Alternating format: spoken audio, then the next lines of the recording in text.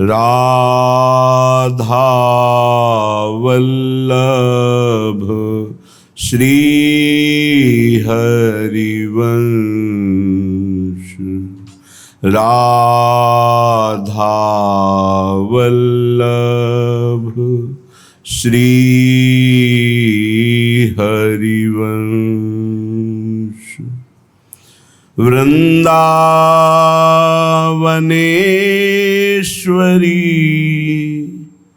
तवैव पदारविन्दम्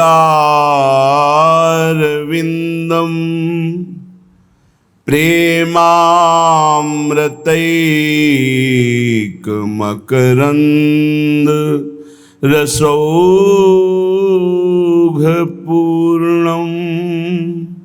हृद्यर्पितं मधुपते स्मरतापमुग्रम्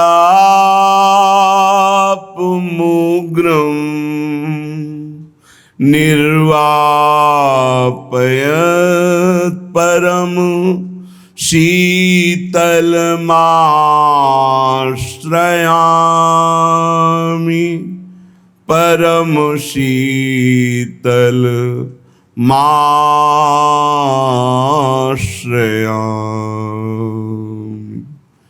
राधा नाम को आराध, राधा नाम को आराध। साधन अन्य त्यागी के मनुआ, याही को दृढ़ साध। राधा नाम को आराध, राधा नाम को आराध। श्री ललित किशोरी जी कह रहे हैं राधा नाम का ही आराधन करो। राधा नाम को सिंहासन में विराजमान कर आराध्य देव की भावना करके आठों पहर सेवा में रहो। राधा नाम को जिह्वा में विराजमान करके आठों पहर रटो और साधनों की तरफ देखो भी मत। साधन अन्य त्यागी के मनुआ, याही को दृढ़ साध। राधा नाम को आराध। मिली है ललित किशोरी नागर। विश्वास करो, लौकिक भोग सामग्री राधा नाम से मिल जाए तो बहुत सहज बात है। श्री श्यामा श्याम का साक्षात्कार इसी राधा नाम से हो जाएगा। मिली है ललित किशोरी नागर, शोभा सिंधु अगाध।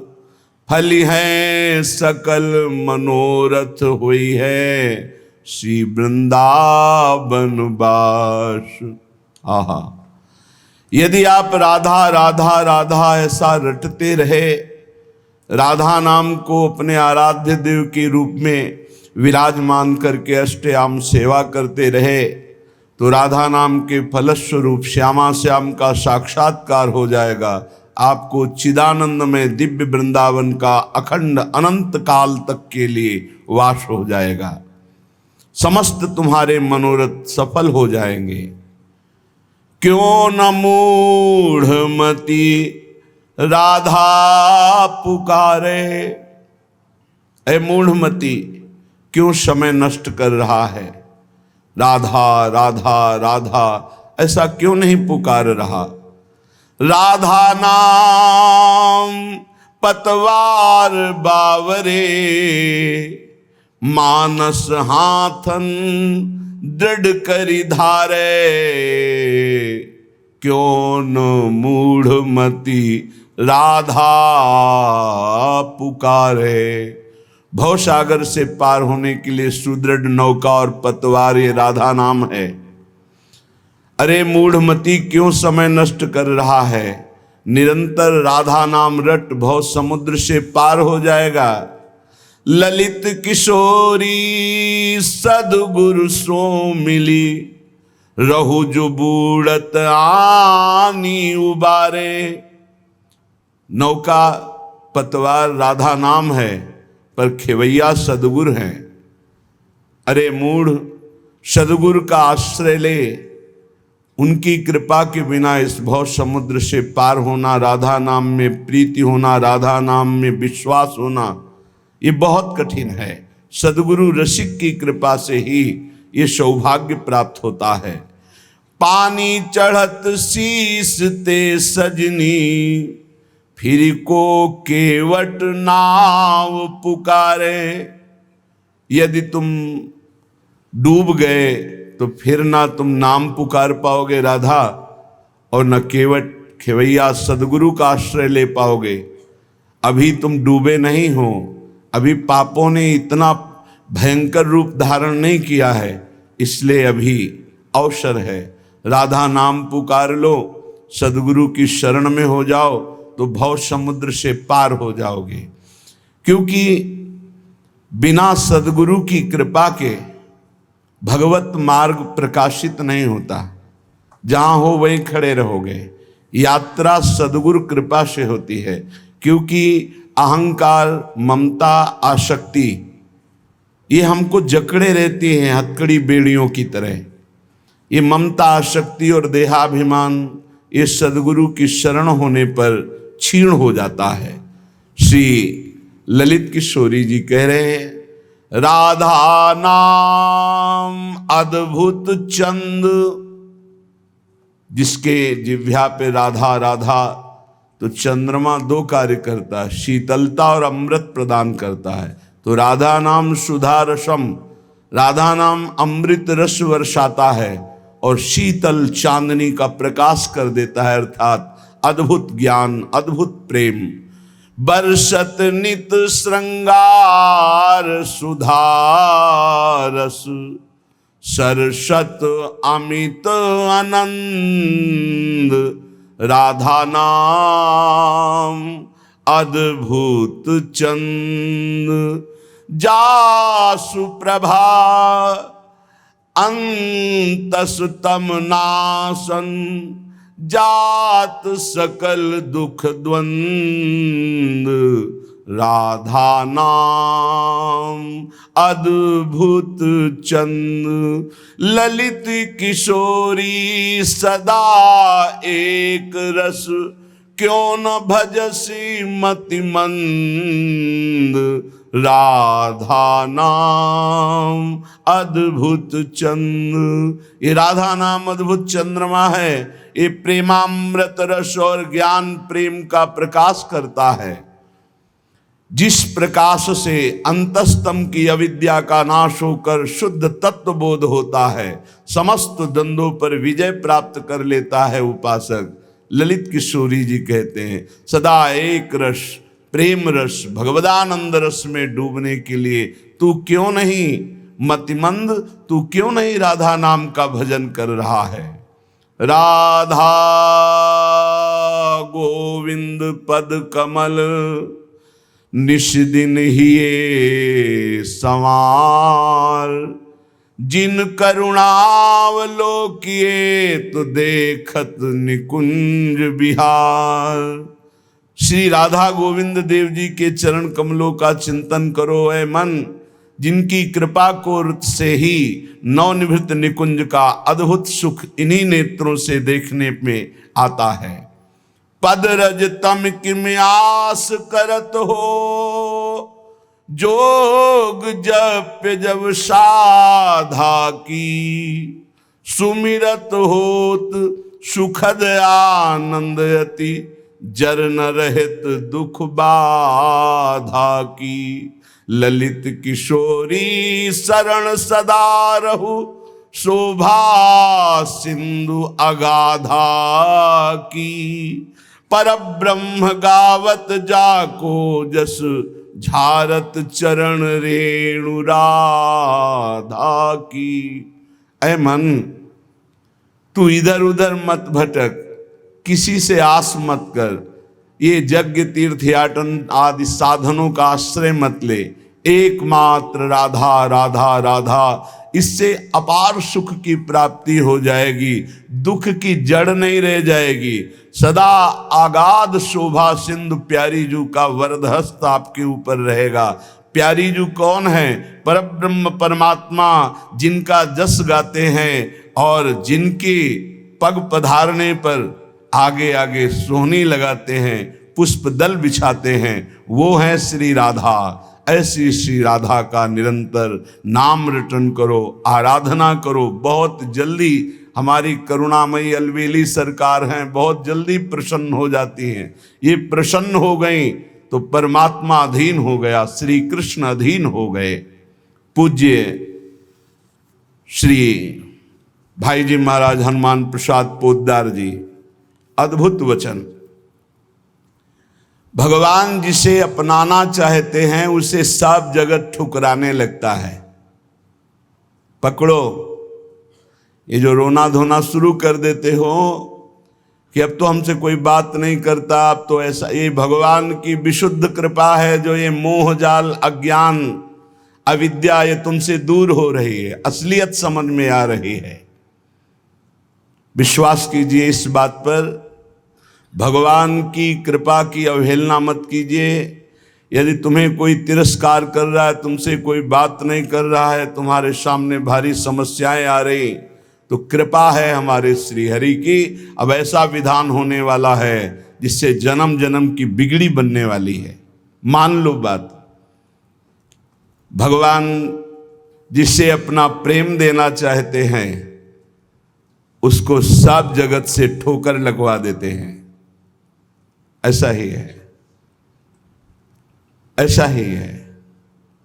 जिस पर भगवान कृपा करते हैं उसे जगत में कोई प्यार नहीं करता, और वो ठुकराया हुआ जगत का जब भगवान के द्वार पर आता है तो निहाल हो जाता है। कृपा करते हैं तब ठुकराते हैं, ये कृपा होती है। अगर चिंतामणि वैश्या बिल्व मंगल जी को ठोकर न लगाती तो भगवत साक्षात्कार की योग्यता ना थी। जगह जगह पर ऐसा देखा गया कि जब जगत की ठोकर लगी तो भगवान का द्वार उसे दिखाई दिया, फिर भगवान ने इतना ऊंचा उठा दिया कि उसे भगवान स्वरूप मानने लगे हम। बिल्व मंगल जी को बिल्व मंगलाचार्य भगवत स्वरूप माना गया।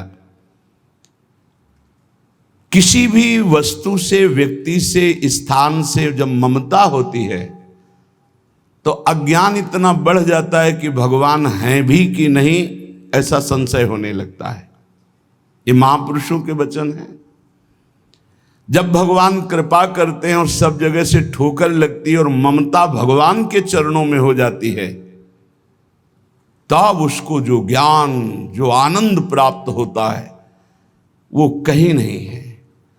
जैसे हम स्वप्न में बाजार देखते हैं, मित्र देखते हैं, शत्रु देखते हैं, अच्छा देखते हैं, बुरा देखते हैं, लेकिन जब जगते हैं तो सब झूठा होता है। ऐसे ही उमा कहो मैं अनुभव अपना, सत हरि भजन जगत सब सपना। जब भगवान कृपा करते हैं तो स्वप्न टूट जाता है जगत का, जो हम ये माने हुए हैं ये मेरे, ये अपने, ये मुझे बहुत प्यार करते हैं, झूठा स्वप्न टूट जाता है। भगवान उसी को मिलते हैं जो अपने आप को, अपनी मानी हुई मान्यता के सहित अपना अस्तित्व भगवान के हाथ दे देता है। भगवान ऐसे उपासक को अपने आप को दे देते हैं। सौदा पक्का, आप अपने आप को दे दीजिए, कुछ न रहे आपका, तो भगवान अपने आप को दे देंगे। अहम भक्त पराधीनो असुतंत्र इव दीजिए, मैं भक्तों के हाथ बिका हुआ दास हूं। भगवान कहते मैं हूं भक्तन को दास, भगत मेरे मुकुटमणि। पग चापूं और सेज बिछाऊं, नौकर बनूं हजाम, हाकू बैल बनो गढ़वारो, बिना तनख्वाह रथवान। यही तो मेरे मन में ठणी, भगत मेरे मुकुटमणि। अपनो परण विसार, भगत को पूरो परण निभाऊं। जाचक जाचू कहे तो बेचे से बिक जाऊं। जैसे पतिव्रता नारी घणी, भगत मेरे मुकुटमणि। मैं भक्तन को दास, भगत मेरे मुकुटमणि। यदि भक्त अपना सर्वस्व समर्पित कर देता है तो भगवान भी भक्त के हाथ में बिक जाते हैं। ये सौदा महंगा नहीं, बड़ा सस्ता है, क्योंकि आप अपना जीवन तो भोगों में ही बेच दिए जो नाशवान है। एक बार ये सौदा करके देखो, बहुत महंगा है, बहुत सस्ते में मिल रहा है। प्राण दिए ये प्रेम न पइए, ऐसो महंगो आय सखीरी। बड़ा महंगा है, अगर प्राण देने से मिल रहा है तो दौड़ के ले लो, कहीं दूसरा ना ले ले। हमारा जीवन सार्थक हो जाएगा यदि हम अपने आप को श्री भगवान के हवाले कर दें। मन वचन कर्म से अब मैं आपका हूं, दुख दो या सुख दो, दुर्गति हो या सदगति हो, अब केवल आप ही मेरी गति हो। बहुत बड़ी उत्तम बात है। भगवान के लिए अपना सर्वस्व समर्पित कर दो, अभी बेपरवाह हो जाओगे। ये जो चिंता है, जो शोक है, जो नाना प्रकार की परेशानियां हैं, ये अहंकार कारण है। अहंकार। भगवत प्राप्ति कुछ कठिन नहीं है, बिल्कुल कठिन नहीं है, किसी साधन की जरूरत नहीं है।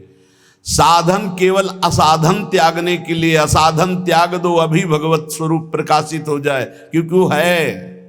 जो है उसको किसी साधना से पैदा नहीं किया जाता, वो है। साधन से असाधन का नाश हुआ, मन शांत और निर्मल हुआ, भगवत साक्षात्कार हो गया। पर एकमात्र समर्पण इसमें काम करता है। मन वचन कर्म से समर्पण।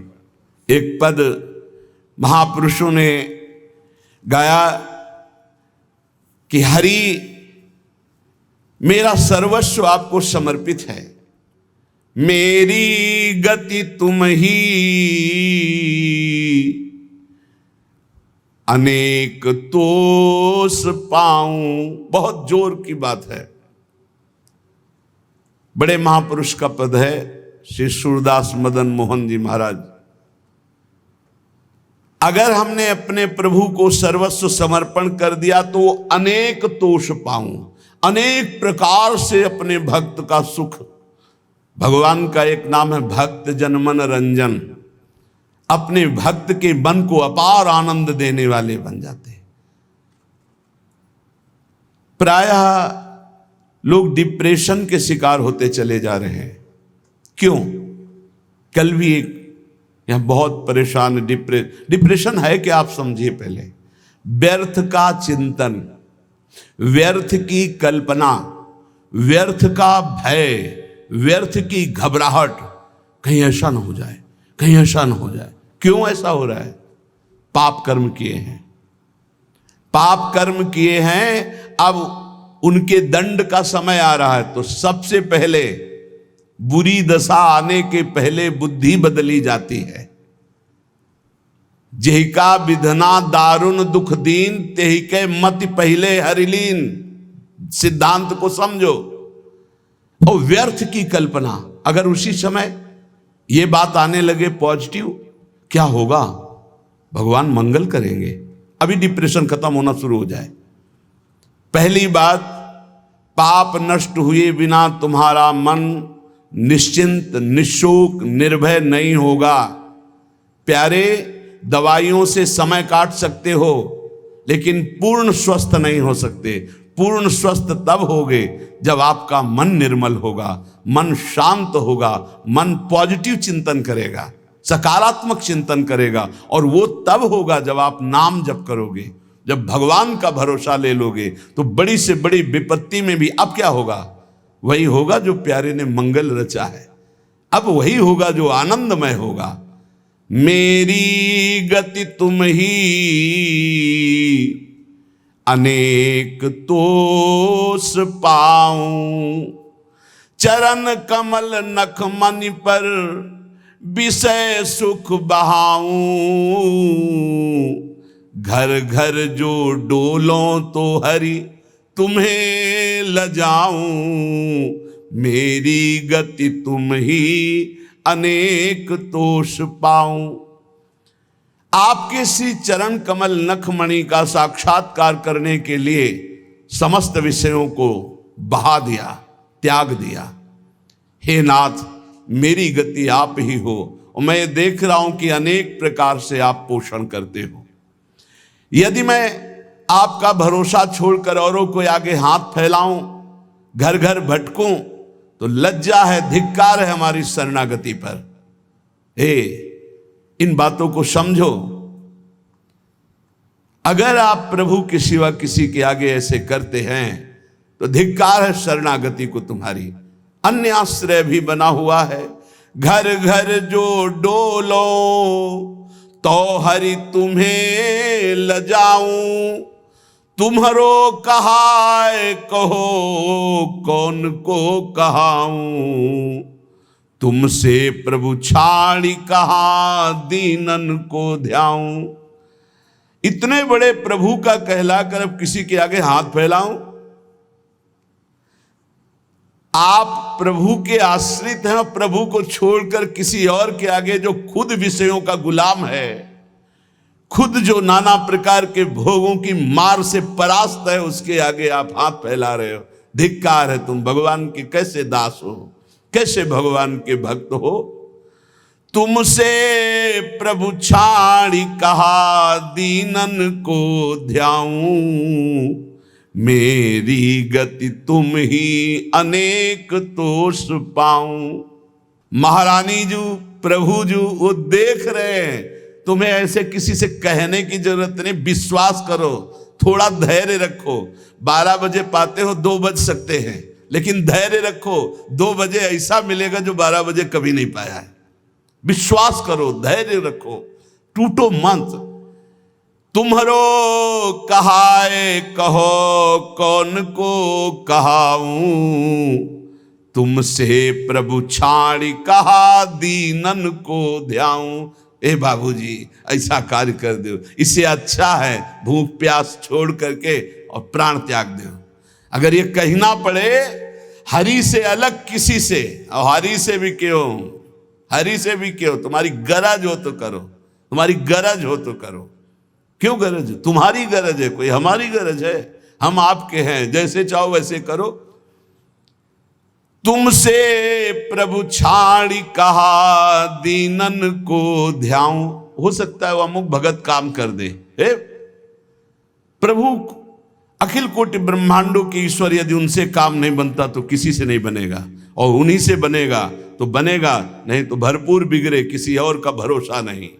बिल्कुल ये सिद्धांत हृदय में रख लो तो जीवन भी मंगलमय हो जाएगा और भगवत प्राप्ति भी हो जाएगी। हम कदम कदम पे देख रहे हैं, कदम कदम पे।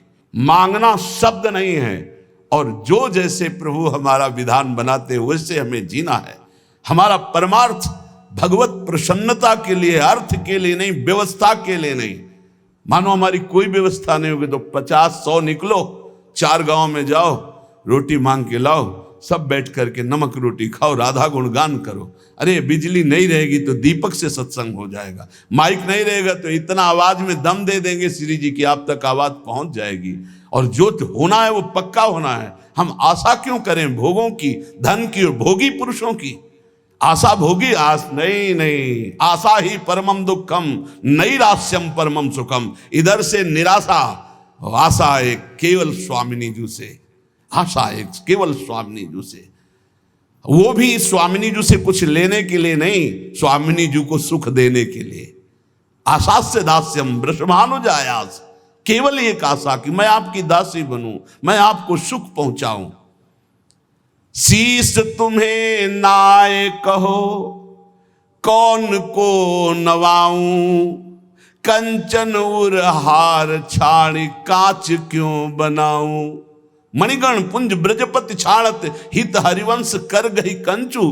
प्रभु को छोड़कर संसारी पुरुष का आश्रय कभी नहीं। एक बार सदगुरुदेव भगवान के पास एक आए, बैठे, थोड़ी देर चर्चा हुई, फिर उन्होंने कार्ड निकाला। ये क्या है? बोले इसमें नंबर है, कभी आपको कोई जरूरत हो तो फोन करवा देना। हाँ, जब से बचपन से बाबा जी बने आज तक तुम्हारे नंबर से ही काम चलता रहा। एकदम ले चलो, हम श्री जी से बात करेंगे कि तेरे से बात करेंगे? चल, जरूरत हमें क्या है? जरूरत ना पड़े इसी बात के लिए तो बाबा जी बने पड़े।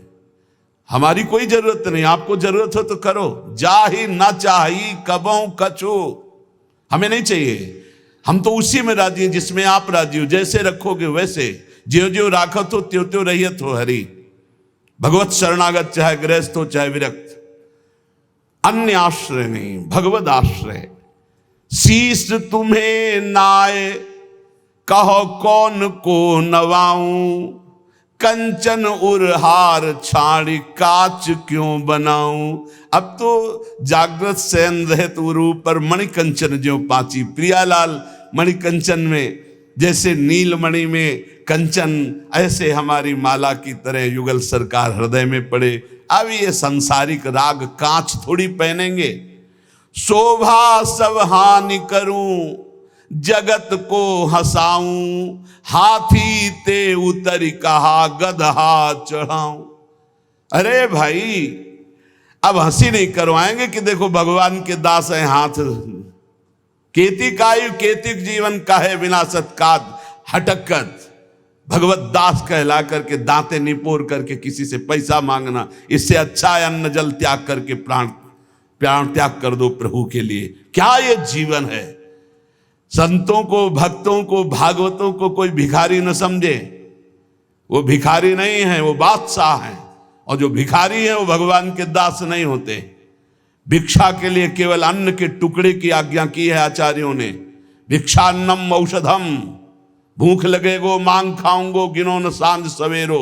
अगर धैर्य नहीं है तो ये सिद्धांत, और धैर्य है तो आकाश वृत्ति लेकर बैठ जाओ। वो तुम्हारे प्राणों का जब पोषण करना होगा तब भेज देंगे, और प्रणाम करके हाथ जोड़ के विनय करके तुम्हें पवा जाएंगे। उनके भरोसे तो होके देखो। कह रहे शोभा सब हानि करूं जगत को हंसाऊं, हाथी ते उतर कहा गधा चढ़ी धाऊं। मेरी गति तुम ही अनेक तोष पाऊं। भगवान का दास के ये शोभा धारण किए हुए हैं, जिसने अनंत ब्रह्मांडों का सृजन पलक झपकते कर दिया, हम उसके दास हैं। भूखे रहेंगे तो भी उसके दास हैं, छके रहेंगे तो भी उसके दास है, महलों में राखे चाहे झोपड़ी में वास दे उसी के दास हैं। हम लोगों की ट्रेनिंग इसी बात की होती, कभी घी घना, कभी मुट्ठी भर चना, और कभी वो भी ना बना तो भी जय हो वाह वाह। हमें क्या कहा जाता है? वाह वाह वाह वाह, तुम्हारा जीवन वाह वाह, हर कदम हमारा आगे बढ़ेगा, वाह वाह आगे बढ़ेगा। अब हाथी ते उतर के गधा में तो चढ़ना शोभा नहीं देगा। अर्थात भगवत शरणागति स्वीकार करके और जन जन से मांगना, जो मांगे सो बिल्कुल समझो भिक्षुक है। भक्त न सुने कभी भिखारी। ये बहुत घटिया बात है जो बाबा जी होकर के रुपया मांगता घूमे, बिल्कुल घटिया बात है। और ये भगवान की शरणागति पर कलंक है, और ऐसे कभी भक्त होते ही नहीं। और हमें लगता है ऐसों को बढ़ावा देना भी नहीं चाहिए, नहीं देना चाहिए। जो रुपये से अपनी वासना का पोषण करें और भगवान के नाम पर कलंक, दासत्व का कलंक धारण करें, नहीं। ये हमारे शास्त्र सिद्धांत गरज कर कहते हैं। नहीं, अरे घुटने टेक के हमने देखा है महापुरुषों को देखा है। एक गरीब किसान अगर 10 रुपया निकाल के देता है, हाँ ऐसे आराम से रख ले, और वही 18 लाख रुपए एक आकर के दे रहा सामने रख, उठा, नहीं सरकार आपकी सेवा, क्यों तुम्हारे बाप के नौकर सेवा में लगा दे, उठा चल। क्यों? उसको क्यों देखा? क्योंकि वो अहंकार से दे रहा है कि हम बड़े धनी, और वो गरीब बड़े दैन्यता से दे रहा है, मालिक हम तो देने लायक नहीं, गरीब आदमी 10, तो उठा करके बड़ी प्रशंसा करते हुए और उसको रखते, और एक वहीं बड़ी धनराशि देता, अपमानित करके हटा देते। चलो कैसे समझा जाए? दुर्योधन कह रहा है आओ दुशासन के महल में देवराज इंद्र को भी जो भोग दुर्लभ है वो है। मानो भगवान को कह रहा है कि आओ, जो तुमने नहीं पाया होगा वो पाएंगे। वहां से चले आते हैं, देखते भी नहीं, और विदुरानी के हाथ के केले के छिलके पाते हैं। जैसा मेरे स्वामी का स्वभाव वैसा सेवक का भी स्वभाव होता है, वैसे उनके संतों का और भक्तों का स्वभाव होता है। वो कभी वैभव पर झुकने वाले या बिकने वाले नहीं होते हैं। शोभा सब हानि करूं जगत को हंसाऊं, हाथी ते उतर कहा गधा चढ़ धाऊं। एक जगह है जहां ये पश्चाताप होना चाहिए कि मेरे पास वो कुछ नहीं है जिससे मैं इनको लुभायमान कर सकूं। वो है संत, वो भगवान के जन, जिनके सामने जाकर तुम्हारा सब हेकड़ी धूल धूसरित हो जाए और लगे मैं इनको रिझाऊं कैसे, मेरे पास तो वो है ही नहीं जिससे ये रिझते हैं, ये लगना चाहिए। हाथी ते उतरी कहा गदहा चढ़ी धाऊं, नंबर ले लिया, उसको संभाल के रख लिया। क्यों? कब जब जरूरत पड़ेगी तो फोन करेंगे। करो फोन इनका, यमराज का फोन जब आएगा तो ये कोई फोन तुम्हारे काम नहीं करेंगे।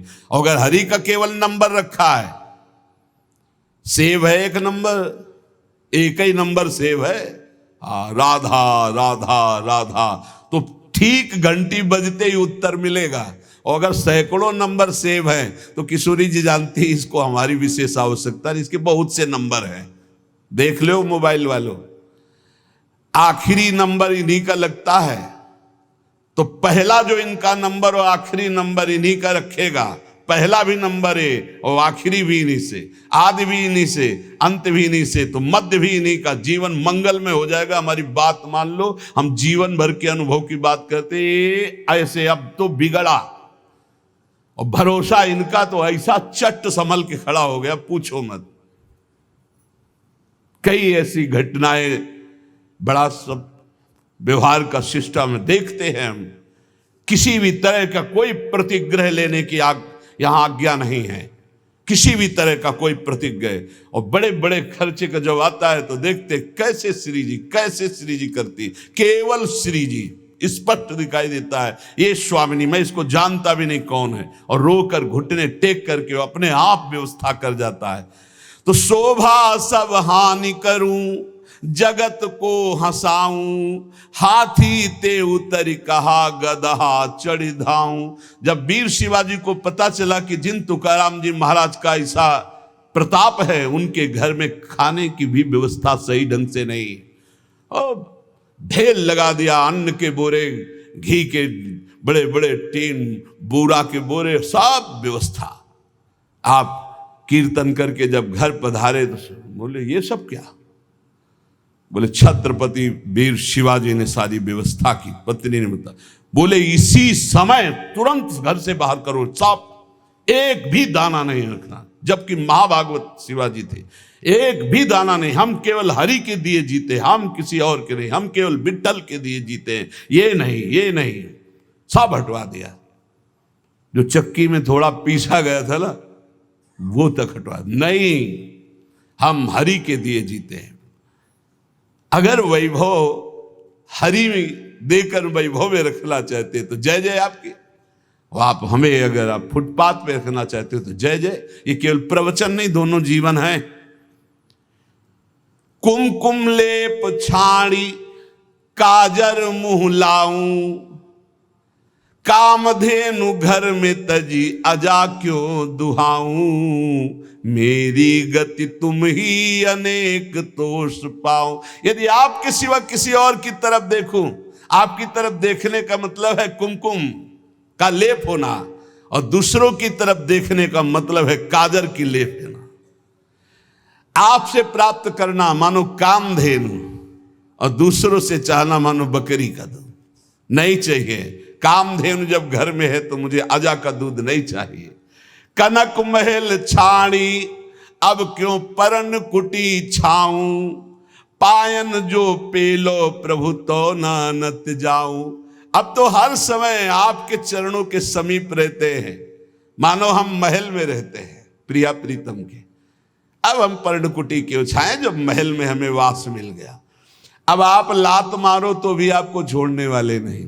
पाइन जो पेलो प्रभु तो न अनत जाऊं।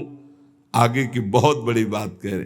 सूरदास मदन मोहन जन्म जन्म गाऊं, संतन की पनही को रक्षक कहाऊं।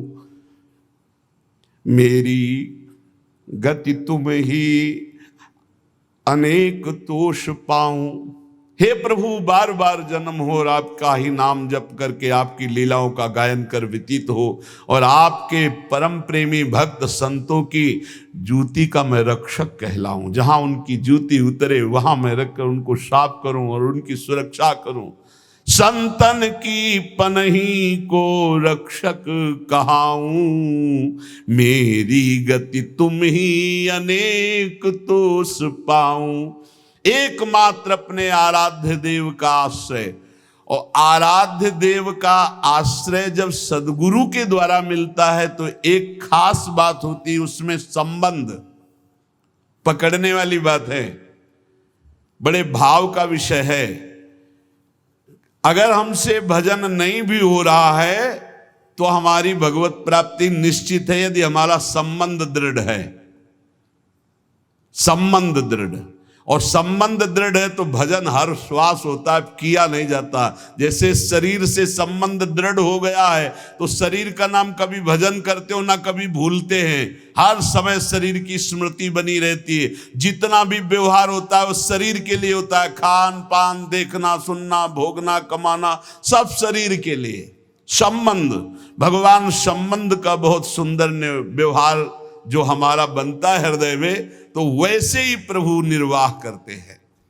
हमारे संबंध के 5 भाव हैं: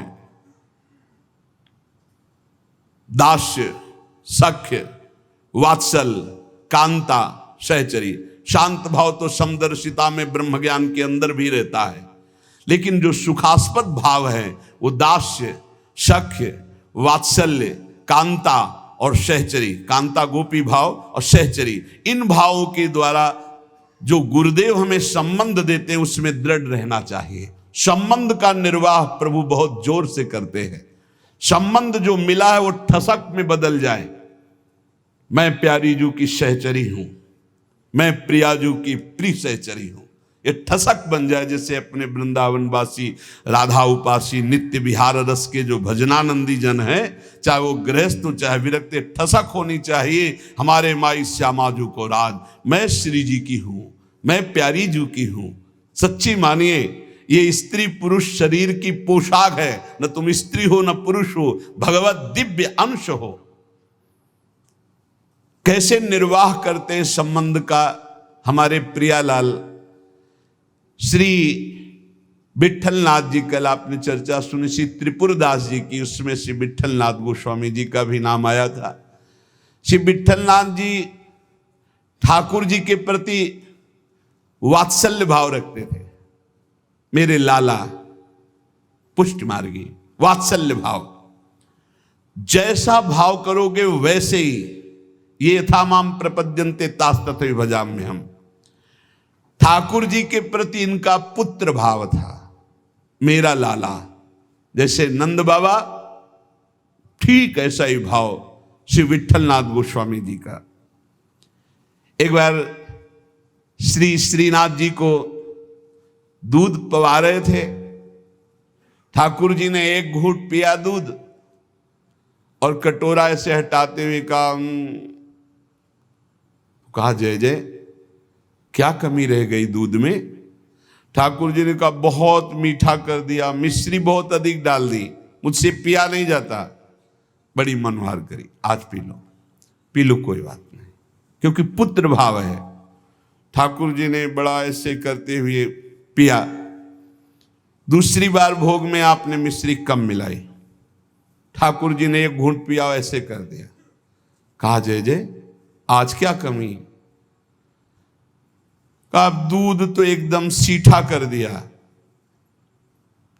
फिर भी पी लो। थोड़ा ही कम तो मिश्री मिलाई, पहले वाले में आप कह रहे थे मिश्री बहुत अधिक है तो इसलिए थोड़ी कम कर दी। बोले नहीं, सीठा है, पी लो, आप पी लो, पी लो। बहुत दुलार किया, दूध पी लिया। तीसरी बार जब भोग लगाया तो मिश्री अलग दूध अलग। लालजू ने कहा आपने ऐसा क्यों किया, मिश्री क्यों नहीं मिलाई?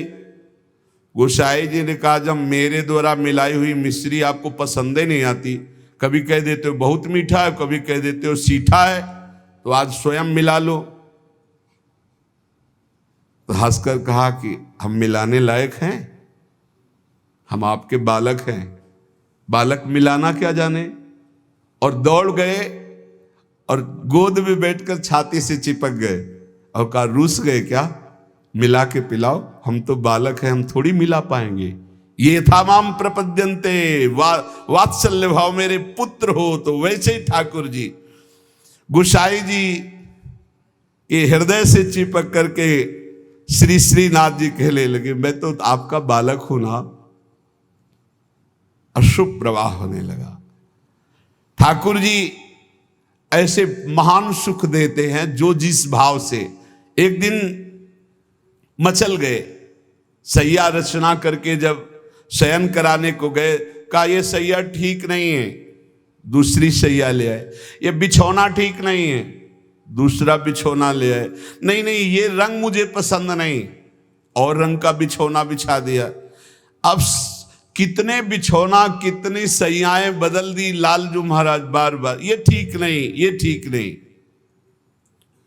पसीना पसीना हो गए थे गोसाई जी। गोसाई जी ने कहा कि आपको कौन सी सैया पसंद आएगी, कौन सा बिछौना पसंद आएगा। बोले बताओ, तुम सैया बनो और तुम्हारी छाती पे हम सोएंगे, क्योंकि हम यशोदा मैया की गोद में ही सोते। अगर दिन में कभी अथाई में बाबा के पास गए तो उनके तोंद पे लेट के सोते। तो आप लेटो और आपकी गोद में हम, श्रीनाथ जी, श्री विठलनाथ जी गोस्वामी जी की गोद में जैसे माँ की गोद में बच्चा, ऐसे श्रीनाथ जी सोए। एक दिन श्रीनाथ जी के सामने गिरिराज जी से बंदर आया, हु ऐसे किया, वो जैसे बंदर करते हु ऐसे, वो बड़ी जोर रो पड़े श्रीनाथ जी। और गोस्वामी जी सेवा में थे, तत्काल गोस्वामी जी के ऐसे गोद में चिपक गए और कहा बंदर मुझे डर लगता है। गोसाई जी ने कहा इस बंदर से डर लगता है, बड़े बड़े भयंकर बंदर, न जाने कितने महाबली बंदर और बड़े बड़े भयंकर राक्षस, रामा अवतार में तुम कैसे मारे होगे राक्षसों को, और कैसे तुम्हारे साथ बंदर सेना थी, हमारी तो समझ में नहीं आता। ऐसे कह के मन में पर्वताकार बंदर, महाभयानक राक्षस हो, यहां छोटे से बंदर को देख के चिपक गए और डर करके कहते मुझे बंदर से डर लगता है।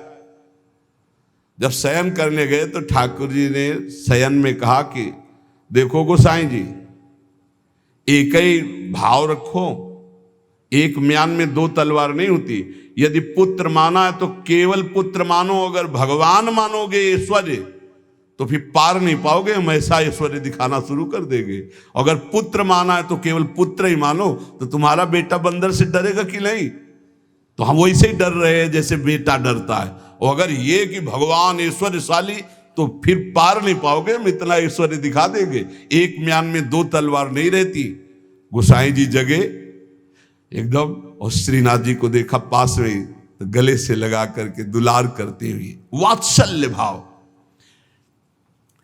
एक दिन चूड़ी पहनाने वाली आई, गोसाई जी ने कहा कि जाओ हमारे घर में जितनी बहुएं हैं सबको चूड़ी पहना दो और पैसा यहां ले लेना आके। आपके 7 पुत्र थे तो 7 बधुएं थी।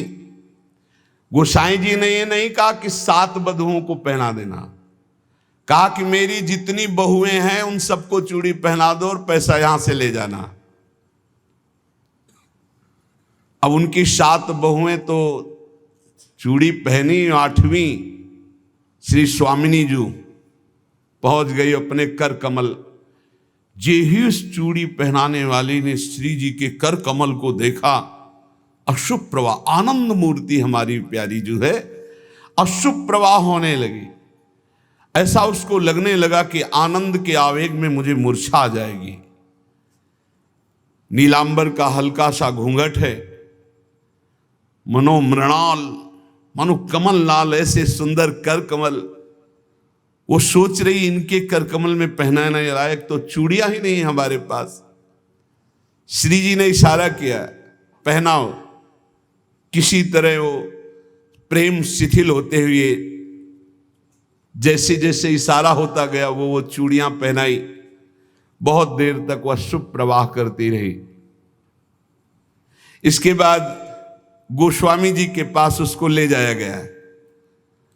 गोस्वामी जी ने 7 बहुओं की चूड़ी के कितने पैसे होते, तो उसने कहा 7 नहीं 8।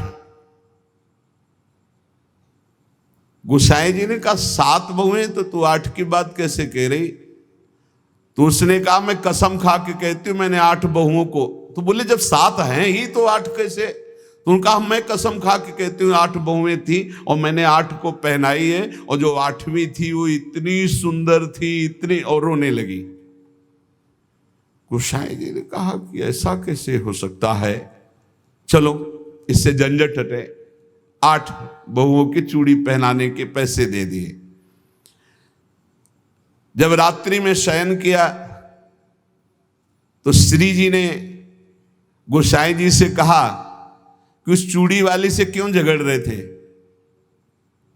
क्या आप प्रीतम लालजू को आप अपना पुत्र नहीं मानते? हाँ पुत्र तो है ही वो, हमारे मानने की क्या बात है। तो मैं कौन हूं? पुत्र वधू हुई कि नहीं? अगर आप कहते 7 बहुओं को पहना दो तो मैं कदापि नहीं जाती।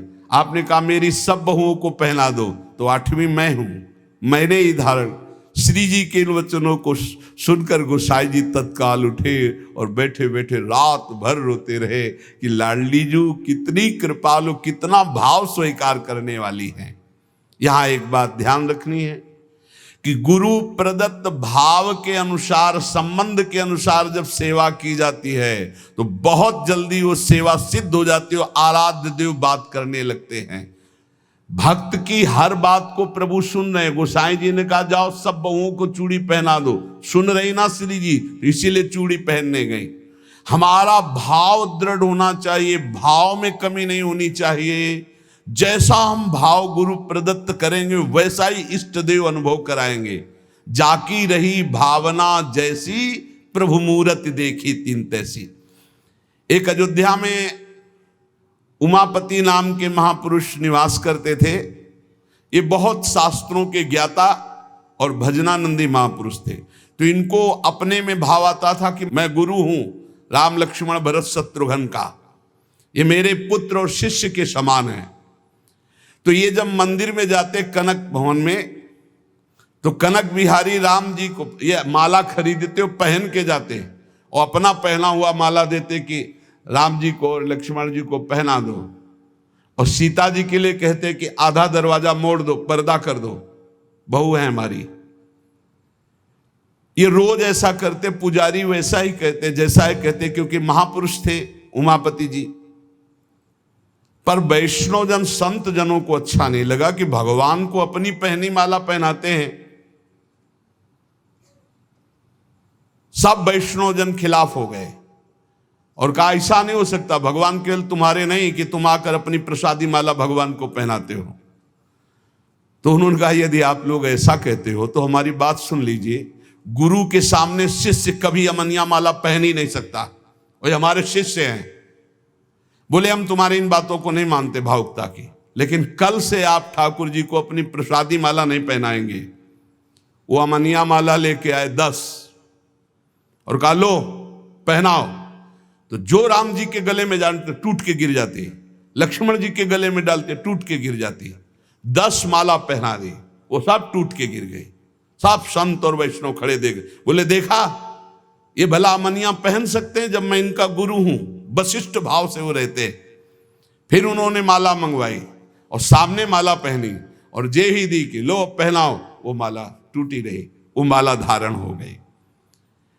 पंडित जी ने सब संतों से प्रार्थना की कि ठाकुर जी को जिस भाव से भजा जाता है ठाकुर जी वैसा ही व्यवहार करते हैं। आप अपने स्वामी के रूप में देखते हैं, लेकिन ये हमारे शिष्य हैं, हमारे पुत्र के समान हैं। क्योंकि मैं वशिष्ठ भाव से रहता हूं, इसलिए प्रभु मेरे भाव का पोषण कर रहे हैं, आप लोग अन्यथा ना समझिए। और जब ये मंदिर जाते तो पुजारी से कह देते कि जानकी जी की तरफ का दरवाजा थोड़ा सा जैसे बहु ओट में होती है ऐसे करो, कर देते। भावानुसार पुजारी जी जे ही देखते कि उमापति पंडित दर्शन करने आ रहे तो जानकी जी की तरफ दरवाजा कर देते या पर्दा कर देते। पुजारी जी विशेष सावधानी पूर्वक ऐसा करते। ये भी भक्तों को अच्छा नहीं लगा कि तुम ही अकेले थोड़ी दर्शन करते हो कि जानकी जी का, वो हमारी माता है, हमारे सर्वस्व हैं, आप ऐसा। तो एक दिन पर्दा नहीं किया, तो जे ही उमापति पंडित जी गए तो फटाक से आधा दरवाजा अपने आप बंद हो गया। सब आश्चर्यचकित हो गए, क्योंकि ऐसा कैसे।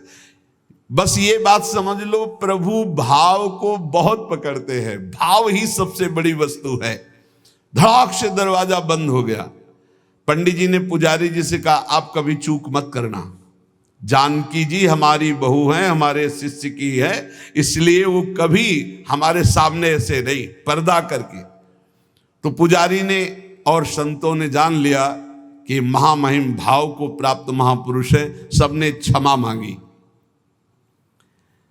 गोसाई जी स्वयं पद रचना करने में कुशल और गा करके ठाकुर जी को पद सुनाने में कुशल, अष्टयाम सेवा पद्धति से श्री श्रीनाथ जी की सेवा करते और 8 परम प्रवीण कीर्तनकार नियुक्त किए। श्री सूरदास जी, श्री परमानंद दास जी, श्री कुंभन दास जी और श्री कृष्णदास जी, ये 4 महापुरुष श्रीमद वल्लभाचार्य जी महाप्रभु की कृपा पात्र थे। और श्री गोविंद दास जी, श्री चतुर्भुज दास जी, श्री छीत स्वामी जी और श्री नंद दास जी, ये 4 महापुरुष श्री विट्ठलनाथ गोसाई जी की कृपा पात्र थे। ये 8 महापुरुष 8 पहर की प्रिया प्रीतम की जो लीलाएं हैं वो गा गा कर श्रीनाथ जी के सामने सेवा पद्धति के अनुसार सुनाते थे। एक बार की बात है, किसी विट्ठलनाथ जी श्री ठाकुर जी को भोग लगा रहे थे, तो भोग में एक तिनका देखा। बहुत दुख हुआ कि मेरे सुकुमार लाडले ठाकुर और उनके भोग में इतनी असावधानी बनाने वाले तिनका। बहुत सावधान रहना चाहिए ठाकुर जी का, जब भोग बनाए तो बोलचाल में भी सावधानी रखे, कहीं थूक की छिट्टी ना चली जाए मुख में, ऐसा होता है। तो अगर कभी बात करनी हो तो रसोई से ऐसे करके बात करे, वैसे तो बात कम ही करे, मौन धारण करके बनाए। क्योंकि अगर हम पद जोर जोर से गाएंगे या बात करेंगे तो हमारे मुख से थूक की छिट्टी ठाकुर जी के भोग सामग्री जो बन रही है उसमें गिरना हो सकता है। कितनी सावधानी महापुरुषों के चरित्र से हमें प्राप्त होती। तिनका को देख करके बहुत दुखी हुए और कहा कि आज हम हैं, तब हमारे ठाकुर जी के भोग में तिनका निकला और कल हमारा शरीर छूट जाएगा तो तुम लोग कैसे हमारे ठाकुर जी की सेवा करोगे। तो मैं आज ही संन्यास धारण करूंगा और विचरण करूंगा, जैसा मनावे वैसा करो। आप इतना कहे तो सब लोग बहुत दुखी हो गए। सबने अनुनय विनय की कि एक बार अपराध क्षमा कर दो, ठाकुर जी के भोग में कभी त्रुटि नहीं होगी। आपने कहा हम परिहास में कभी झूठ नहीं बोलते, हमने कहा सन्यास लेंगे तो अब सन्यास लेंगे, अब हम तुम्हारे बीच में नहीं रहेंगे। श्री ठाकुर जी श्रीनाथ जी से आज्ञा लेने गए। ठाकुर जी ने बहुत उदास होकर के कहा, गोसाई जी एक गेरुआ वस्त्र हमको भी मंगवा दो। बोले आपको क्यों जय जय, आपके पास तो बहुत सुंदर सुंदर पोशाक हैं। बोले हम आपके बिना नहीं रह सकते, अगर आप सन्यास लेंगे तो हम भी सन्यास लेके आपके साथ ही चलेंगे। देखो कैसा प्यार करते। जैसे माधोदास बाबा जगन्नाथ जी को प्यार करते, तो जगन्नाथ जी से जाके आज्ञा ली, जय जय अब ब्रज 84 को साहब की लीला भूमि में जाना चाहता हूं, आदेश दे दो। बोले बाबा आपके बिना हम रह नहीं सकते। बोले नहीं जय जय, हमारे पास इतनी भोग सामग्री नहीं कि मैं रास्ते में आपको भोग लगाऊं, आपको नहीं ले जा पाऊंगा, पर हम जाएंगे ब्रज 84 को दर्शन करने आपकी लीला भूमि के। ठाकुर जी चुप हो गए, उनके आगे बस कहाँ। अब वो सुबह प्रातः कालीन चले। अब सुबह सुबह ही इतनी भूख लगे आई, तो उन्होंने कहा आज तक कभी ऐसी भूख नहीं लगी। तो एक माई थी, तो उससे कहा माई बहुत भूख लगी, कुछ मिल सकता है। तो बोले बाबा अभी बना देती हूँ। तो कुछ समय में वो भोजन बना करके और पवाने, और जब पवा रही थी माधवदास बाबा को तो रोते जा रही थी। तो बाबा की दृष्टि गई। बाबा ने कहा माई रो क्यों रही हो। बोले इतना सुंदर सुकुमार लाडला बालक तुम्हारे जैसे बाबा जी के साथ कैसे आ गया, इसकी माँ कैसे रहती होगी। तो उन्होंने भागवतिक दृष्टि से देखा तो थाल में बैठे जगन्नाथ जी पा रहे थे। बोले इसीलिए भूख लग रही थी, हमें पता क्या कि तुम्हें भूख लग रही, तुम क्यों साथ। बोले बाबा मैं नहीं रह पाऊंगा आपके। ये जरा प्यार देखो ठाकुर जी का, कह रहे बाबा मैं नहीं रह पाऊंगा। ऐसे ही श्रीनाथ जी गोसाई जी से कह रहे कि एक गेरुआ वस्त्र हमको भी मंगा दो, अगर आप सन्यास लोगे तो हम भी सन्यास ले लेंगे। गोसाई जी आपके बिना हम नहीं रह सकते। गोसाई जी ने गले से लगा लिया, तो कहा गले से लगा लिया तो मेरी बात मानो, अब तुम्हें सन्यास नहीं लेना। बोले जैसी आपकी आज्ञा। बोले सेवा में त्रुटि अगर हो रही तो मुझे दुख नहीं तो तुम्हें दुख क्यों हो रहा है। तो बोले तुम्हें दुख हो या ना हो, आप मेरे पुत्र हो, मेरे को दुख होता है कि मेरे लालन के भोग में तिनका कैसे आ गया। भाव समझिए। श्री विठलनाथ गोसाई जी स्वयं सेवा में सावधानी पूर्वक, पर कभी कभी अगर त्रुटि हो जाए सेवा में तो बहुत ही असंतुष्ट हो। ये ध्यान रखने का विषय है कि हम केवल विग्रह की पूजा नहीं कर रहे, साक्षात श्यामा श्याम विराजमान है, साक्षात श्री जी विराजमान। हम जल पिवाएं तो उसी भाव से, भोग लगावें तो उसी भाव से, पोशाक पहरावें तो उसी भाव से। श्री गोस्वामी जी शयन करते थे गोकुल में आकर, और नित्य प्रति श्री श्रीनाथ जी की सेवा में आते। यहाँ जतिपुरा गोवर्धन में श्रीनाथ जी विराजमान थे, तो आप घोड़े पे चढ़ करके आते थे। यदि कहीं आने में कुछ विलंब हो जाए तो अन्य सेवा चाहे कोई कर ले, पर आरती आप ही रोज करते थे, आरती सेवा आप ही करते थे। आज भी बल्लभ कुल में नियम चला आ रहा है कि और ठाकुर सेवा तो सब मिलके करेंगे, लेकिन आरती गोस्वामी वंशज ही करेंगे। श्री ठाकुर जी की अक्षुण्ण सेवा गोसाई जी अपने बालक के समान मानकर करते। जो भगवन्निष्ठ सदाचारी पुरुष होते हैं तो उनका प्रभाव सबके ऊपर पड़ता है। उस समय भक्ति का वातावरण एक बन चुका था, जिसको देखो सब भगवान की भक्ति में निमग्न। जो श्री विठलनाथ जी थे ये श्रीमद वल्लभाचार्य जी के द्वितीय सुपुत्र है। आपका जन्म प्रादुर्भाव विक्रम 1572 में काशी के निकट चुनारगढ़ में हुआ। श्री आचार्य महाप्रभु वल्लभाचार्य जी ने प्रयाग में अड़ैल में आकर आपका जन्मोत्सव मनाया। बड़े शुभ संस्कार बचपन से ही। आचार्य महाप्रभु जी के निरीक्षण में आपने समस्त शास्त्रों का सम्यक अध्ययन किया और गृहस्थाश्रम में प्रविष्ट हुए। आपकी 2 पत्नियां थी, रुक्मिणी जी और पद्मावती जी। श्रीमद वल्लभाचार्य महाप्रभु जी के गोलोक गमन के अनंतर उनके ज्येष्ठ पुत्र श्री गोपीनाथ जी, ये द्वितीय पुत्र से श्री विठलनाथ जी, गोपीनाथ जी आचार्य गद्दी पर बैठे, परंतु थोड़े ही समय में वो गोलोकवासी हो गए। और गोपीनाथ जी के जो पुत्र थे श्री पुरुषोत्तम जी, वो अभी बाल्यावस्था को थे, तो विठलनाथ जी को ही सारा कार्यभार संभालने को मिला आचार्य गद्दी का। ठाकुर जी की सेवा, ठाकुर जी का सब ऐश्वर्य श्री विठलनाथ जी संभाले। श्री विठलनाथ जी संभाले तो, पर कृष्णदास जी ये वल्लभाचार्य जी के शिष्य और ये संपूर्ण सेवा सामग्री के अधिकारी थे। यहां एक बहुत सूक्ष्म विषय निकल के आता है कि कभी गुरु और गुरु वंशज के प्रति थोड़ा भी हे भाव न कर ले, नहीं तो दुर्गति पक्की है, चाहे जितना बड़ा उपासक हो। कृष्णदास जी बहुत बड़े महापुरुष हैं, पूरे श्रीनाथ जी की सेवा के अधिकारी हैं, अधिकारी पदवी नहीं की है। अब किसी सेवा पद्धति को लेकर कृष्णदास जी से श्री विठलनाथ गोस्वामी जी ने, तो कृष्णदास जी असंतुष्ट हो गए। कभी ऐसा नहीं होना चाहिए। गुरु के समान ही गुरुवंशजों को समझना चाहिए। जैसे हमारे गुरुवंश के अगर बच्चा भी आ जाए तो हम उसके झुककर चरण छुएंगे, उसको गुरु के समान आसन पर बैठा लेंगे और नीचे उतर कर हम बैठेंगे। चैतन्य महाप्रभु ने ईश्वरपुरी जी के जब गांव में गए तो रज में लोट लोट के कह रहे थे, यहाँ के सब जीव जंतुओं की भी चरण रज हमारे लिए बंद नहीं, क्योंकि यहाँ हमारे गुरुदेव भगवान प्रकट हुए ईश्वरपुरी जी के गांव में। यहां त्रुटि हो रही है कृष्णदास जी से। कृष्णदास जी ने क्या किया कि जो गोपीनाथ जी गोलोक गमन हो गया था, तो उनकी पत्नी और उनके पुत्र पुरुषोत्तम जी अभी छोटे थे, उनसे बात की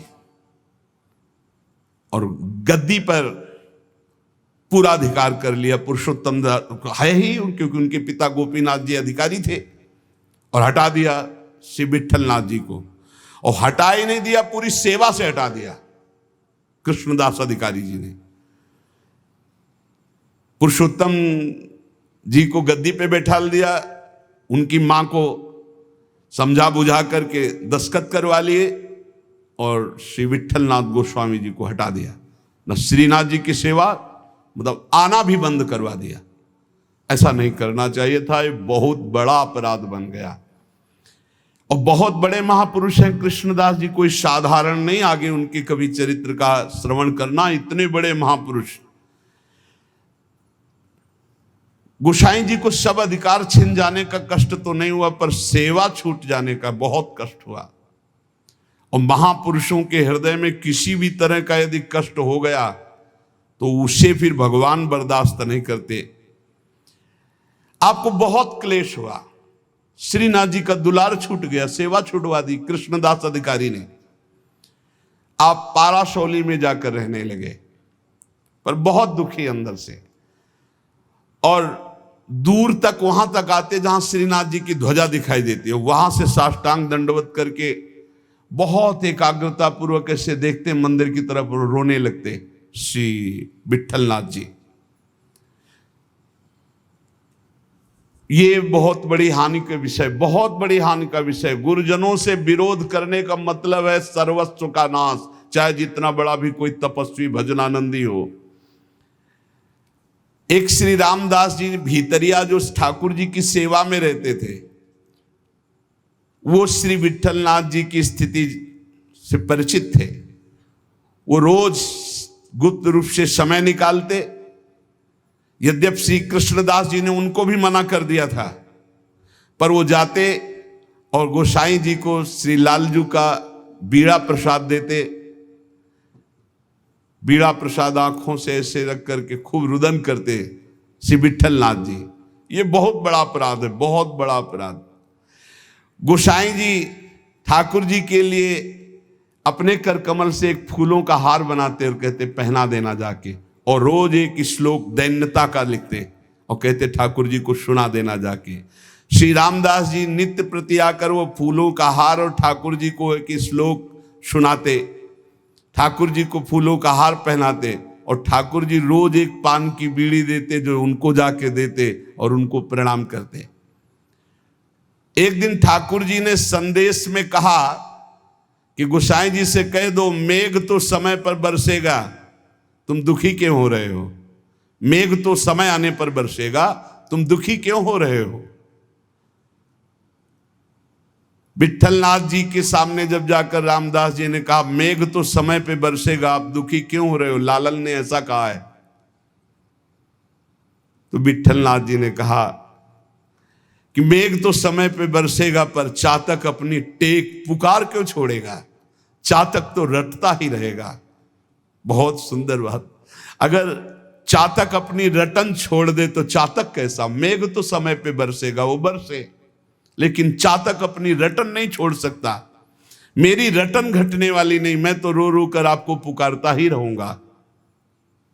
चातक रटन घटे घट जाई, बढ़े प्रेम सब भांति भलाई। विट्ठलनाथ जी के इस दुख को अकबर बादशाह ने सुना। उसने तत्काल आदेश किया और कृष्णदास जी को बंदी बना के जेल में डाल दिया और गोसाई जी को विरुद्ध आचरण किया, इसलिए उनको कठोर दंड कृष्णदास जी को बादशाह अकबर ने। जब गोसाई जी को ये पता चला तो गोसाई जी ने अन्न जल त्याग दिया और कहा जब तक सम्राट अकबर सादर कृष्णदास जी को, ये देखो महापुरुषों का हृदय, सादर कृष्णदास जी को नहीं छोड़ते तब तक मैं अन्न जल भी नहीं पाऊंगा। जब बादशाह अकबर को ये पता चला कि गोसाई जी ने अन्न जल त्याग दिया तो सादर कृष्णदास जी को पुनः छोड़ दिया। कृष्णदास जी को जब ये पता चला कि गोसाई जी मेरे लिए अन्न जल छोड़ दिए, तब गोसाई जी के पास आए और चरणों में गिरे और कहा मुझे आपके प्रभाव का पता नहीं था, क्षमा कीजिए। कृष्णदास जी ने पाराशौली में आकर गोसाई जी के चरण पकड़ लिए। गोसाई जी गंभीर हो गए। महापुरुष अगर डांट दें तो बच गए आप, और गंभीर हो गए तो पिट गए आप, बस इतना समझ लो। गंभीर इसलिए हो गए कि तुमने लालन की सेवा छुड़वा दी, सब ठीक है, लेकिन लालन की से दूर रखा, दर्शन नहीं, सेवा नहीं, इसलिए गंभीर हो गए। विठलनाथ गोसाई जी को पूर्व सेवाधिकार प्राप्त हो गया। श्री कृष्णदास जी का अंतिम लीला जानते हो कैसे हुई? कुआं में पैर फिसल गया और गिर के मरे और प्रेत बने, इसी अपराध के कारण। बहुत सावधान, इतने बड़े महापुरुष हैं, उनका चरित्र है कृष्णदास जी का, बहुत बड़े महापुरुष हैं, लेकिन अपने गुरु से अपराध बन गया। गुरुवंश गुरु स्वरूप ही है, अपराध बन गया तो प्रेत योनि को, पैर फिसल गया, कुएं में गिरे और उनके प्रेत योनि को प्राप्त हुए। बहुत सावधानी की जरूरत है कि कहीं ऐसे अपराध, नहीं तो चाहे जितना भजन हो, वो भजन बाद में तो कल्याण करेगा, लेकिन बीच में छूट जाएगा और बीच में हमारी दुर्गति हो जाए। अंतिम तो मंगल ही होगा, क्योंकि भगवान का जन कवि नामे भक्ता प्रणश्यति। जब ये प्रेत बन गए थे तब भी उद्धार गोस्वामी विठल नाथ जी के द्वारा ही इनका हुआ। अकबर क्यों कृपालु था, क्यों श्रद्धा करता था विठल नाथ जी गोस्वामी के ऊपर? एक बार श्री यमुना जी में स्तोत्र का गायन का, कंचन वर्ण तेज चमकता हुआ विठल नाथ गोस्वामी जी का, तो अभी स्नान करके यमुना जी की आराधना कर रहे थे, तो उधर नौका में जल विहार करते हुए इसकी बादशाह की कोई हिंदू बेगम होगी, तो वो दूर से देखा कि तेजस्वी तो भगवान के समान है। नौका समीप ले गई, उतर कर चरणों में वंदन किया। विठलनाथ गोस्वामी जी को देखकर उसे पक्का लगा कि ये जो आशीर्वाद दे देंगे तो पक्का। तो उन्होंने कहा कि आपसे मैं एक ही आशीर्वाद चाहती हूं कि मेरे बादशाह मेरे अनुकूल रहें। हर पत्नी यही चाहती है। आप कृपा करके कोई ऐसा जंतुर बांध दीजिए, कोई मंत्र बता दीजिए, कोई उपाय बता दीजिए कि बादशाह सलामत हमारे बस में रहें, हमारे अधीन रहे।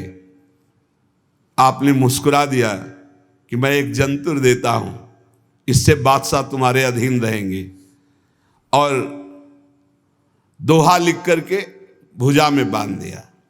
यंत्र मंत्र और तंत्र को भूल करो जन कोय, पति कहे सो कीजिए वो आप ही बस होए। ये दोहा लिख करके बांध दिया। दूर से गुप्तचर लगे रहते थे। गुप्तचर ने कहा कि विठलनाथ गोस्वामी जी ने कोई जादू टोना करके आपकी हिंदू बेगम की बाह में जंतुर बांध दिया है। तत्काल आया, जब वो महल तोड़ दिया जंतुर और उसे कहा खोला जाए, खोला गया। और जब ये दोहा पढ़ा कि यंत्र मंत्र और तंत्र को भूल करो जनि कोय, कोई उपाय मत करो ये यंत्र तंत्र मंत्र जंतर वाला, पति की आज्ञा में रहो, इसी से पति अधीन हो जाएगा। जब ये दोहा पढ़ा कि पति की आज्ञा का पालन रूप परम बल है जो पति को अधीन कर लेता है, बहुत प्रसन्न हुआ और कहा इसी समय मुझे विठलनाथ गोस्वामी के चरणों में जाके प्रणाम करना है और उनके दर्शन करने। तब से बहुत श्रद्धा विठलनाथ गोस्वामी जी के ऊपर, और वो आकर के गोकुल में और गोवर्धन में बहुत सी संपत्ति, जमीन, ये सब विठलनाथ गोस्वामी जी को दी। श्रीमद् वल्लभाचार्य महाप्रभु जी ने पुष्ट मार्ग का प्रवर्तन किया। विट्ठलनाथ गोस्वामी जी ने उसका बहुत प्रकाश किया। श्री सूरदास जी, कुंभनदास जी, परमानंद दास जी, कृष्णदास जी, ये वल्लभाचार्य जी के शिष्य, और नंददास जी, चतुर्भुज दास जी, श्री गोविंद दास जी, श्री चीत स्वामी, ये विट्ठल नाथ जी के शिष्य, ये रात दिन ठाकुर जी की सेवा में, पद गायन की सेवा में रहते थे। जिस समय महाप्रयाण का समय आया तो विट्ठलनाथ गोस्वामी जी ने सातों पुत्रों को बुलाया और अलग अलग ठाकुर जी प्रदान किए। 7 पुत्र श्री गिरधर जी, श्री गोविंद जी, श्री बालकृष्ण जी, श्री गोकुलनाथ जी, श्री रघुनाथ जी, श्री यदुनाथ जी और श्री घनश्याम जी, ये 7 पुत्र श्री विट्ठलनाथ गोस्वामी जी के थे। सातों को अलग अलग ठाकुर सेवा प्रदान की। श्री गिरधर जी को श्री ठाकुर मथुरेश जी, जो वर्तमान में जतिपुरा गोवर्धन में विराजमान है। श्री गोविंद राय जी को श्री श्रीनाथ जी, जो वर्तमान में राजस्थान में श्रीनाथ द्वारा में विराजमान है। श्री बालकृष्ण जी को श्री द्वारिकाधीश भगवान, जो वर्तमान में काकरौली में विराजमान है। श्री गोकुलनाथ जी को, जो वर्तमान में श्री गोकुल में विराजमान है। श्री रघुनाथ जी को श्री गोकुल चंद्रमा जी, जो वर्तमान में कामवन में विराजमान है। श्री यदुनाथ जी को श्री बालकृष्ण भगवान, जो वर्तमान में सूरत में विराजमान है। श्री घनश्याम जी को श्री ठाकुर मदन मोहन जी, जो वर्तमान में कामवन में विराजमान है। इन सातों पुत्रों को 7 ठाकुर की सेवा प्रदान की और चल अचल संपत्ति का बंटवारा किया और समस्त वैष्णवों को बुलाया और कहा, आज हमें ठाकुर जी बुला रहे अपने धाम में। ऐसे जाना होता है महापुरुषों का। मृत्यु मृत्यु नहीं, महोत्सव होता है। सब वैष्णव जनों को बुलाया और बोले, आज जो है ठाकुर जी बुला रहे हैं अपने निज सेवा में, निज धाम में। इनके पीछे पीछे पुत्र, जो 7 पुत्र थे, वो पीछे पीछे गए। आप चल करके जतिपुर आए, आपने निज कंठ की माला चतुर्थ पुत्र श्री गोकुलनाथ जी के गले में डाल दी और कहा, सब वापस हो जाओ, अब मैं परम धाम जा रहा हूं। और गुफा में प्रवेश करने लगे तो सबसे बड़े पुत्र गिरधर जी ने आपका वस्त्र पकड़ लिया, तो केवल वस्त्र ही हाथ में रहा और आप अंतर्ध्यान हो गए, सदैव भगवान के धाम को गए श्री विट्ठलनाथ गोस्वामी जी। फिर आकाशवाणी हुई कि मेरा जो वस्त्र तुमने पकड़ा, इसी से मुझे अंतिम संस्कार जो होते हैं, वो अंतिम उत्तर क्रिया इसी से संपन्न करो और जैसा हमने आदेश दिया वैसा कहना।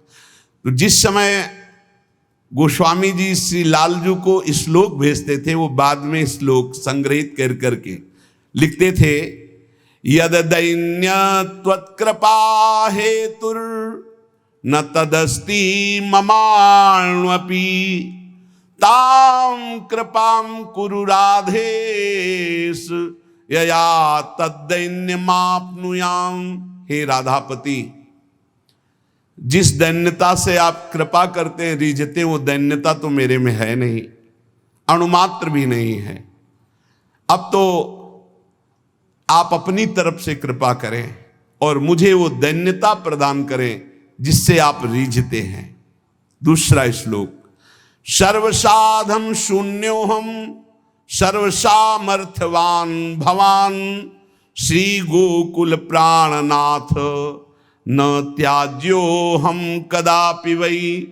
हे गोकुल के नाथ स्वामी, मैं सर्वथा सर्वसाधनहीन हूं।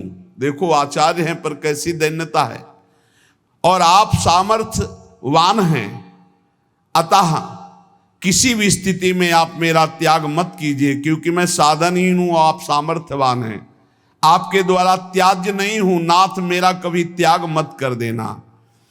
यदि तुष्टो शिरुष्टो वा त्वमेव शरणं मम मारणे धारणे वापि दीनानां न प्रभुर्गतिः। प्रभु आप चाहे मुझ पर संतुष्ट हो या नाराज हो, मेरे लिए तो आप एकमात्र ही सहारा हैं। अब आप चाहे नाराज रहो चाहे प्रसन्न रहो, हम दीनों को मारो या तारो, अब आपके सिवा कोई नहीं।